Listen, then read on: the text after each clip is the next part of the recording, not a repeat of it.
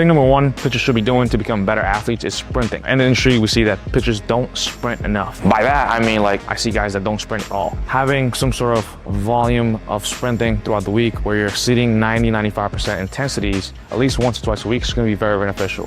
Reasons why is if we do some sort of sprinting, the forces apply and the speed at which sprinting is produced is very similar to how it is in pitching. Very, very quick and explosive. And the best way you can express that in a very general point of view is through sprinting. It's the fastest thing you can do. So we could break those two things down into subcategories of persistent sprinting and top hand sprinting. Persistent sprinting is going to be more of teaching the body that horizontal drive back as we're moving forward, kind of the ability to propel yourself forward. And ideally, you want to do those with your sled or some hills. Either one works, right? And it doesn't look the same, but there's similar things happening inside the body when we're on the mound, right? When you watch persistent sprinting, there's horizontal force where like the hip is going from flexion to extension, right? The glutes, the hamstrings, the quads are firing really, really explosively. Same thing is happening in your drive leg when you're on the mound. Now there's a rotational component as well, but there's the same kind of impulse that you're driving back. You're going into extension as you rotate on the mound. So it's very similar as to those of any sort of acceleration, sprint, or any sort of hill or resistance sprinting. In that same subcategory, we talk about top hand sprinting,